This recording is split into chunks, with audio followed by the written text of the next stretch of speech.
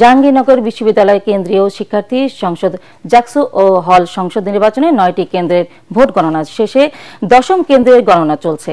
21টি কেন্দ্রের ভোট গণনা শেষে একসাথে ফলাফল ঘোষণার কথা জানিয়েছে নির্বাচন কমিশন। বৃহস্পতিবার রাতে কমিশন জানায় নির্বাচনে সব ব্যালট গোনা হবে ম্যানুয়াল পদ্ধতিতে। এ কারণে ফল পেতে আজ শুক্রবার সকাল কিংবা দুপুর পর্যন্ত সময় লাগতে পারে। এর আগে ভোট গ্রহণ শেষ হওয়ার পর হলগুলো থেকে ব্যালট বাক্স কঠোর নিরাপত্তায় সিনেট ভবনে নিয়ে আসা হয়। এখান থেকে গণনা শেষ করে চূড়ান্ত ফলাফল ঘোষণা করা হবে। এদিকে ভোট বর্জনের পর কমিশন পুনর্গঠন করে পুনর্নির্বাচনের দাবিতে ক্যাম্পাসের বিভিন্ন স্থানে বিক্ষোভ মিছিল করেছে নির্বাচন বর্জনকারী প্যানেলগুলো। আশা করছি যে আগামীকালকে আমরা রেজাল্ট পাবো আর কি। আজকে হয়তো পাওয়াটা দুষ্কর হতে পারে, পেলেও হয়তো at the end of night এরকম হতে পারে। প্রহসনের এই জাকসু নির্বাচন অবিলম্বে বাতিল করে নতুন নির্বাচন কমিশন গঠন করে বিশ্ববিদ্যালয় শিক্ষার্থীদের চাহিদা মোতাবেক অবিলম্বে সবার কাছে অংশগ্রহণমূলক এবং নিরপেক্ষ নির্বাচন দেওয়ার দাবি জানাচ্ছি। এদিকে অনিয়মের অভিযোগ তুলে জাহাঙ্গীরনগর বিশ্ববিদ্যালয়ের ছাত্র সংসদ নির্বাচন বর্জন করে ছাত্রদল সমর্থিত প্যানেল সহ 4টি প্যানেল ও 5 স্বতন্ত্র প্রার্থী বিকেল 3:30টায় মাওলানা ভাসানী হলে সংবাদ সম্মেলন করে এই ঘোষণা দেন ছাত্রদল সমর্থিত জিএস প্রার্থী তানজিলা হোসাইন বৈশাখী। আর ভোট শেষ হওয়ার আগেই একই ভোট অভিযোগে ভোট বর্জন করে অন্য প্যানেল ও প্রার্থীরা। একই সাথে তাদের সাথে একাত্মতা জানিয়ে নির্বাচনী দায়িত্ব থেকে সরে দাঁড়ায় বিএনপি পন্থী 3 শিক্ষক। তবে নিজেদের পরাজয় নিশ্চিত জেনে ছাত্রদল নির্বাচন বর্জন করেছে বলে দাবি ছাত্র শিবিরের। বিস্তারিত জানাচ্ছেন খায়রুল ইসলাম। প্রার্থীদের পাল্টাপাল্টি কিছু অভিযোগের মধ্যেও জাহাঙ্গীরনগর বিশ্ববিদ্যালয় কেন্দ্রীয় ছাত্র সংসদ জাকসু নির্বাচনে শান্তিপূর্ণভাবে ভোট উৎসবে যোগ দেয় শিক্ষার্থীরা।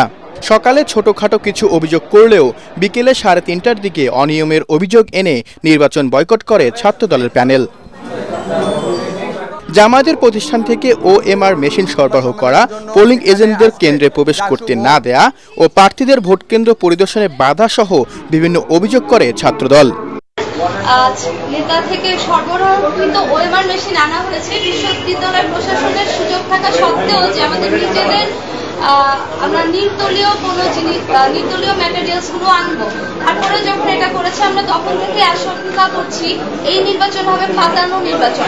একই অভিযোগ এনে নির্বাচনী দায়িত্ব থেকে সরে দাঁড়ায় বিএনপি পন্থী 3 শিক্ষক। ছাত্রী হল সেখানে আমি ছুটে গেলাম, সেখানে ছুটে গিয়ে আমরা দেখলাম বিশাল মোব তৈরি হচ্ছে, সেখানে ব্যালট পেপার নিচে পড়ে আছে। ভোট শেষ হওয়ার আগেই আমরা যখন এই বিভিন্ন রকমের এই অনিয়মগুলো তারপর অব্যবস্থাপনাগুলো আমরা দেখেছি, আমরা নিজেদেরকে দায়িত্ব থেকে সরিয়ে নিয়েছি।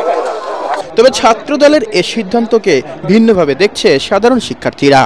ছাত্রদল ভোট বর্জন করছে, তবে আমার মনে হয় না ভোট বর্জনে এরকম কিছু হয়েছে, তবে ওটা অনেক ভালো বলতে পারবো। আমার কাছে ভোট বর্জনের কোনো যৌক্তিকতা আমি দেখি না। আমরা জানি না কেন এটা বর্জন করেছে, তো আমরা চাই আসলে এটা অংশগ্রহণমূলক যাতে নির্বাচনে হয়। অন্যদিকে নিজেদের পরাজয় নিশ্চিত জেনেই ছাত্রদল নির্বাচন বর্জন করেছে বলে দাবি শিবিরের। তারা নির্বাচন বর্জন করলেও আমরা তাদের পাশে রয়েছি, তারা নির্বাচনে যদি আবার ফিরেও আসে তবু আমরা সাথে রয়েছি। আমরা সহাবস্থানের রাজনীতি চর্চা করতে চাই, আমরা সহমর্মিতার রাজনীতি করতে চাই, এক্ষেত্রে আমাদের দূরত্বগুলো দূর করতে চাই। শিবিরের নেতারা বলছেন জামায়াতের প্রতিষ্ঠান থেকে নয়, বরং বিএনপি সমর্থক ব্যক্তির মালিকানাধীন প্রতিষ্ঠান থেকেই সংগ্রহ করা হয় ওএমআর মেশিন সহ নির্বাচনী সরঞ্জাম। Bureau report, ATN Bangla.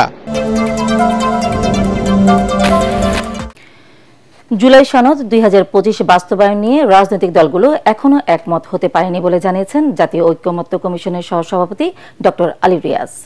রাজধানীর ফরেন সার্ভিস একাডেমিতে দলগুলোর সাথে সংলাপ শেষে তিনি বলেন, ঐক্যে পৌঁছাতে আরও কয়েকবার দলগুলোর সাথে আলোচনা করা হবে। সনদ বাস্তবায়নে 4টি প্রস্তাব কমিশন দিলে দলগুলো ভিন্ন মত পোষণ করে। ইন্দ্রদুল্লাহ বাবু রিপোর্ট। বহুল আলোচিত জুলাই জাতীয় সনদ 2025 বাস্তবায়নে বৃহস্পতিবার রাজধানীর ফরেন সার্ভিস একাডেমিতে রাজনৈতিক দলগুলোর সাথে প্রথম দফা আনুষ্ঠানিক সংলাপে বসে ঐকমত্য কমিশন। বিশেষজ্ঞ প্যানেলের সাথে পরামর্শক্রমে সনদ বাস্তবায়নে অধ্যাদেশ, নির্বাহী আদেশ, গণভোট ও বিশেষ সাংবিধানিক আদেশ এই 4টি উপায় প্রস্তাব করা হলে দলগুলো ভিন্ন মত পোষণ করে। জুলাই সনদের সংবিধানের সাথে সম্পর্কিত বিষয়গুলোকে টেকসইভাবে বাস্তবায়নের জন্য গণপরিষদ নির্বাচনের মধ্য দিয়ে নতুন সংবিধান প্রণয়নের দাবি ফেব্রুয়ারি নয় ডিসেম্বরেই গণপরিষদ নির্বাচন আয়োজনের প্রস্তুতি গ্রহণ করা সম্ভব। টাইম এবং অ্যারেঞ্জমেন্টের ইস্যু আছে অ্যাভয়েড করার জন্য। যদি এটা না হয় তাহলে জনগণের মতামতের ভিত্তিতে হবে এবং সেজন্য আমরা গণভোটকে সাপোর্ট করি। সংবিধান সভার নির্বাচন বলেন অথবা যদি গণভোটের প্রশ্ন বলেন ফেব্রুয়ারিতে, তাহলে নির্বাচন অনুষ্ঠানটা সম্ভব হবে না। মাননীয় প্রধান উপদেষ্টা তিনি বলেছেন জুলাই সনদ হবে একটি জাতীয় প্রতিশ্রুতি এবং এই প্রতিশ্রুতি বাস্তবায়ন হবে পরবর্তী সংসদে। সেইটাই হলো আসলে বৈধ প্রক্রিয়া। কিন্তু যেই প্রক্রিয়াগুলোর কথা এখানে বিভিন্ন পক্ষ থেকে আলোচনা এসছে, সেটার প্রসিডিউরাল মিস্টেকের কারণে আদালতে চ্যালেঞ্জড হয়, তখন আদালতের উত্তরটা কি হবে? কমিশনের সহসভাপতি জানিয়েছেন, সনদের চূড়ান্ত খসড়া এরই মধ্যে রাজনৈতিক দলগুলোকে দেয়া হয়েছে। আগামী 13 সেপ্টেম্বরের মধ্যে রাজনৈতিক দলগুলোর পক্ষে কোন দুজন প্রতিনিধি সনদ স্বাক্ষর করবেন তাদের নাম জমা দিতে অনুরোধ করেছে কমিশন।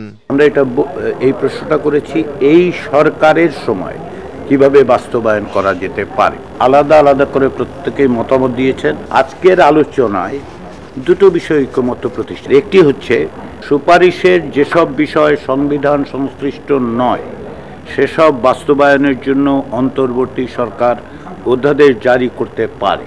দ্বিতীয় যে বিষয়ে ঐকমত্য প্রতিষ্ঠিত হয়েছে, সরকারি বা সংশ্লিষ্ট কর্তৃপক্ষের আদেশ ও বিধি প্রণয়নের মাধ্যমে বাস্তবায়ন করা সম্ভব, সেগুলো সংশ্লিষ্ট কর্তৃপক্ষ বাস্তবায়ন করতে পারে। জুলাই সনদ বাস্তবায়নের উপায়ে একমতে আসতে রোববার আবারও আলোচনায় বসবে রাজনৈতিক দলগুলো। সবাইকে ধন্যবাদ। ইমদাদুল্লাহ বাবু, ATN বাংলা, ঢাকা।